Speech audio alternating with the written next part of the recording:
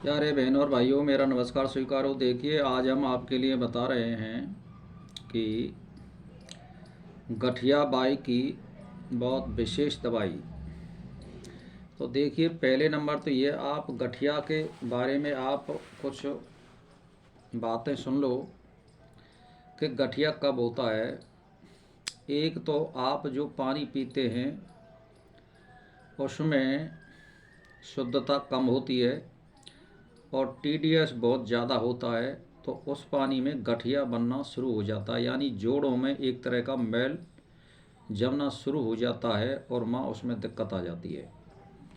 तो उसके लिए आप पहले नंबर ये है कि आप अपने पेट को साफ करें, यानी एक कैस्टोल ऑयल आता है मेडिकल से, 50 ग्राम की 100 ग्राम की शीशी आती है, उसको 50 ग्राम ले लीजिए और आप पहले उस शीशी को एक गिलास दूध में शाम को खाइए और उस दिन आप खिचड़ी खाइए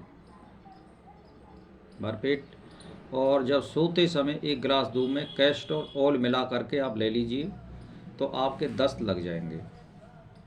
अगर आपके दस्त नहीं हुए तो फिर दूसरे दिन लीजिए, तो दस्त अवश्य हो जाएंगे। तो पहले आप पेट को साफ कर लें 1-2 दिन, और उसके बाद में कोई ठंडी वस्तु आप ना खाएं, जैसे छाछ, दही या नींबू या कटारे आदि की कोई खटाई ना खाएं, अमचूर ना खाएं।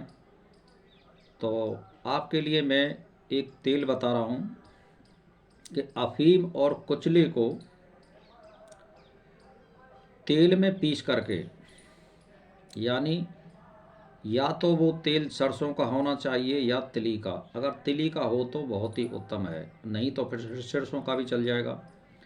तो आप कम से कम 250 ग्राम तेल ले लीजिए, तिल का या सरसों का, और उसमें यानी कम से कम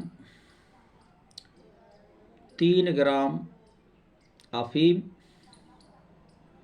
और 1 तोला कुचला उसमें पीस करके मिला दें तेल में। और नस जहाँ आपके जोड़ों में दर्द होता हो उसको धीरे धीरे मलें, उस जगह पर ऊपर से गरम करके धतूरे के पत्ते बांधें। जिस जगह पे आपकी जैसे घुंटू का दर्द होता हो, पहले आप तेल की मालिश कर लें, कुचला और अफीम को सरसों या तिल के तेल में मिला करके उस जगह पर जहाँ आपके दर्द होता हो जोड़ों, वहाँ मालिश करें।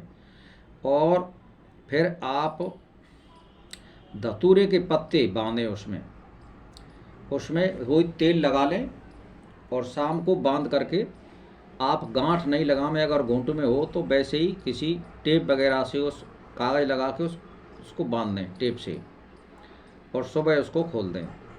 तो आप इसको लगातार 3-4 दिन करिए, फिर एक दिन छोड़ के करिए। इस तरह से आप 7 दिन करिए। तो इससे क्या होगा कि आपके बिल्कुल अगर लंगड़ापन है और पाँव सीधा नहीं हो रहा है, बिल्कुल नहीं मुड़ रहा है, वो भी आराम हो जाएगा। अगर ज़्यादा है तो थोड़ी दिन और भी लगा लो, लेकिन ये शर्तिया बात है, आपका बिल्कुल पैर सीधा हो जाएगा। और मैं आपके लिए बता रहा हूँ कि जिनके घुंटू मुड़ते नहीं थे, पैर बिल्कुल लेटिन करने में भी दिक्कत आ रही, उनके भी सही हो गए हैं। तो इसको आप लीजिए और फ़ायदा उठाइए। फिर दूसरा एक फार्मूला इसमें और है कि आप पुरानी गठिया बाय हो तो आप थोड़ी, मतलब मान के चलिए कि एक तिल के बराबर आप अफीम ले सकते हैं और अफीम के तेल की मालिश भी कर सकते हैं। ये भी आप कर सकते हो। खाली कुचला भी ना लें तो एक अफीम का तेल आता है, डाबर का ले लें या झंडू का ले लें या बैद्यनाथ का ले लें। तो अफीम के तेल से मालिश करें और थोड़ी अफीम आप खा लें, और अरंडी के पत्ता तेल में चुपर करके बांधें। ये गठिया की सर्दियाँ दवा है, इससे बिल्कुल आदमी सही हो जाता है, बशर्ते आप पेट को साफ रखें। ये मैंने आपको पहले ही बता दिया है। और पानी शुद्ध पीएं। जैसे आपके पास कुछ भी नहीं है तो आप एक बाल्टी में पानी भर लो